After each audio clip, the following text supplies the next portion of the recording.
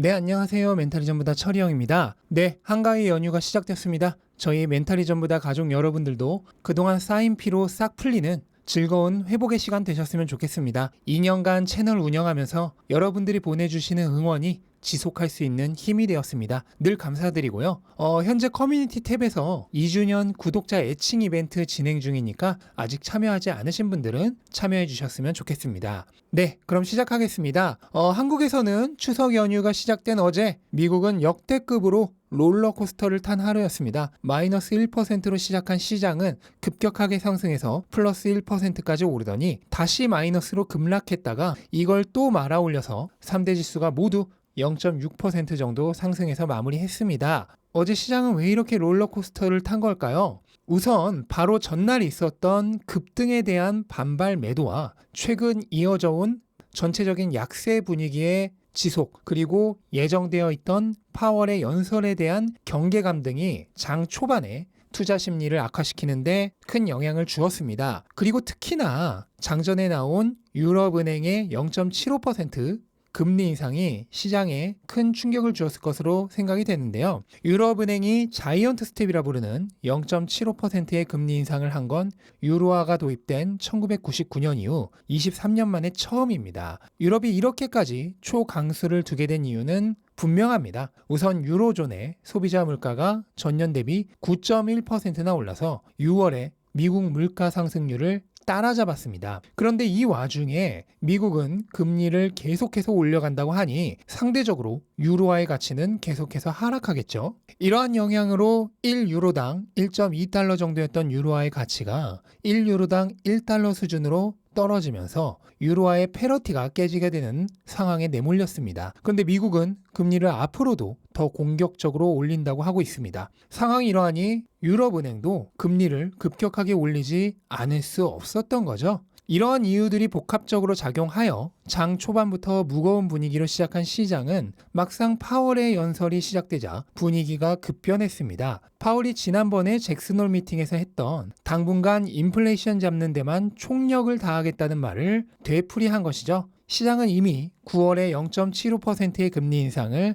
기정사실화하고 있었습니다. 따라서 이 부분은 이미 가격에 반영이 되어 있고요. 최근 하락이 계속되어 온 이유도 바로 이러한 이유 때문이죠. 따라서 시장이 현재 관심 있는 건 9월의 금리 인상이 아닙니다. 그 이후에 더 미래의 금리 정책이죠. 시장이 파월의 연설 전에 두려워했던 것은 파월이 혹시라도 앞으로의 금리 전망을 더 어둡게 만드는 매파적인 발언을 하지 않을까 하는 점이었습니다. 하지만 파월은 잭슨홀 미팅에서 했던 말을 거의 되풀이했습니다. 그렇다면 이 부분은 이미 시장이 반영이 되어 있었기 때문에 추가적으로 매파적인 전망은 당분간 없다는 뜻이 되니까 시장이 반등을 하게 된 것이죠. 그런데 문제는 9월 금리 인상률이 0.75%로 확고하게 굳어지면서 채권 수익률이 같이 올랐습니다. 채권 수익률이 오르면 주가에는 큰 부담이 된다는 사실은 계속해서 설명을 드렸죠. 시장이 다시 하락세로 반전한 시점과 채권 수익률이 급등해서 정점을 찍은 시점이 거의 일치합니다.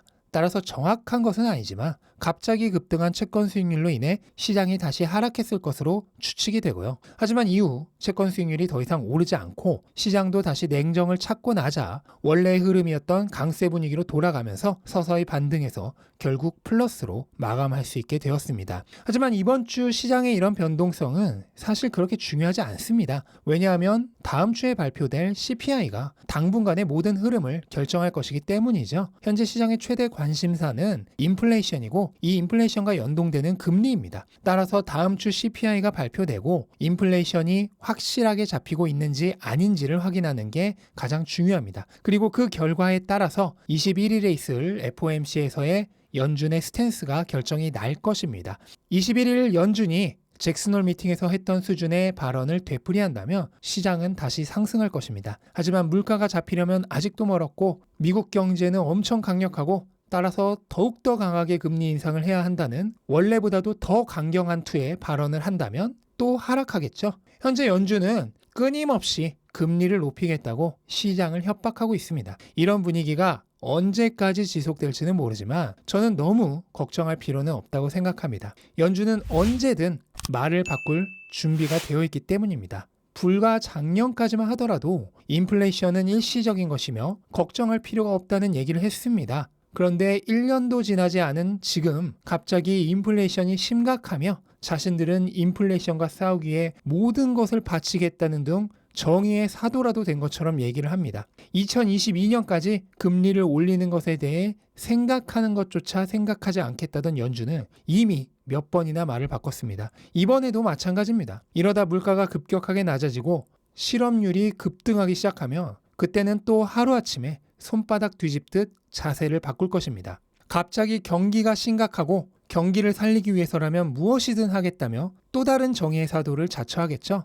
참고로 연준의 이러한 태세 전환은 결코 오랜 시간이 걸리지 않습니다. 생각지도 못한 타이밍에 한순간에 그렇게 될 수 있습니다. 당연한 얘기겠지만 시장은 연준의 말보다 앞서 움직입니다. 인플레이션이 9.1%로 정점을 찍은 것은 2022년 6월입니다. 하지만 시장은 그보다 무려 8개월이나 앞선 2021년 11월에 정점을 찍고 떨어지기 시작했습니다. 그럼 반대의 경우는 어떨까요? 마찬가지입니다. 누구의 예측보다도 앞서 오르기 시작할 것입니다. 예측으로 투자하려는 사람들은 그때 어떤 반응을 보일까요? 지난번 6월의 반등 때와 똑같습니다. 반짝 반등이다, 불트랩이다 하면서 기다려를 외치겠죠. 그러다 더 오르면 마찬가지입니다. 다시 기회가 옵니다. 기다리세요를 외칠 것입니다.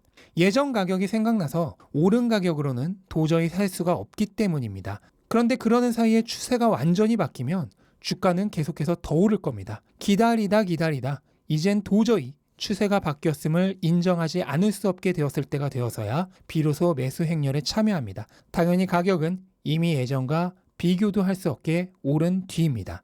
이것이 이전의 수많은 하락장에서 반복되어 왔던 역사이고요. 이번에도 반복될 역사입니다. 바닥을 확인하고 들어가도 늦지 않다? 죄송하지만 아마추어 투자자가 확인할 수 있는 바닥이란 존재하지 않습니다. 그런 기회를 줄 정도로 시장은 관대하지가 않아요. 예측으로 거래하는 사람들은 자신들이 늘 시장을 이길 수 있다고 생각합니다. 그래서 끊임없이 예측하려고 들고 부족한 경험과 판단력에 기대어 이득을 취할 수 있는 타이밍을 노리려고 합니다. 하지만 무능력한 아마추어 투자자들이 시장을 이길 수 있는 타이밍이란 존재하지 않습니다. 물론 몇 차례는 잠깐의 승리를 맛보게 해줄지도 모릅니다. 하지만 그것이 호구를 제대로 엮으려는 카지노의 의도된 설계임을 모르고 기뻐한다면 기다리는 것은 최대한의 파멸입니다. 가끔 특정 인물에게는 아주 오랜 기간 동안 행운을 안겨줄 때도 있습니다. 하지만 그건 시장의 장기간에 걸친 설계일 뿐입니다. 결국 때가 되면 시장은 카지노의 문을 닫고 도박꾼의 모든 재산을 회수해 갑니다. 예측으로 투자하며 오래 이기고 있는 사람은 단순히 카지노가 더 오래 게임을 할 수 있는 특별한 기회를 준 것에 불과합니다. 언젠가는 결국 모든 걸 회수해 갑니다. 그러므로 우리는 더 이상 시장과 확률 싸움을 해서는 안 되겠습니다. 제 아무리 좋은 기업의 주가라도 단기간에 오르고 내릴 확률은 맞출 수 없습니다. 동전 던지기에 5대5 확률과 크게 다르지 않습니다. 하지만 화폐 가치의 하락은 그렇지 않습니다. 이것은 무조건적으로 일어나는 절대 법칙입니다. 저출산, 고령화, 지구온난화, 재생에너지 확대, 이것들만큼이나 확고하게 결정되어 있는 이미 일어난 미래입니다. 지금 연준이 금리를 올리고 달러 가치가 높아지고 하는 것도 모두 일시적인 현상일 뿐입니다. 때가 되면 연준은 예전에도 그러했듯 정말 한순간에 기가 막히게 태세 전환을 할 것입니다. 그리고 지금껏 계속되어 온 역사를 묵묵히 이어갈 것입니다. 화폐 가치는 다시 하락하고 자산 가격은 또다시 상승합니다. 사람들은 한참이 오른 뒤에야 남들이 돈 벌었다는 얘기를 듣고 또 은행에서 돈을 빼서 잘 알지도 못하는 주식과 코인에 남들 말만 듣고 몰빵합니다. 그리고 또 폭락이 옵니다. 다시 울면서 은행으로 돌아갑니다. 이들이 모두 돌아가고 나면 그 이후의 얘기는 너무 비통하고 참혹해서 더는 얘기하지 않겠습니다. 이런 역사의 되풀이로 빈부격차는 끊임없이 벌어져 왔고 앞으로도 벌어질 것입니다. 여러분은 점점 더 부유해지는 부자의 그래프에 타고 계신가요? 아니면 점점 더 가난해지는 빈자의 그래프에 타고 계신가요? 대답은 각자가 오늘의 화두로 깊이 생각해 보시길 바라면서 오늘 영상은 마치도록 하겠습니다. 영상 도움되셨다면 구독과 좋아요 부탁드리고 즐거운 연휴 되셨으면 좋겠습니다. 감사합니다.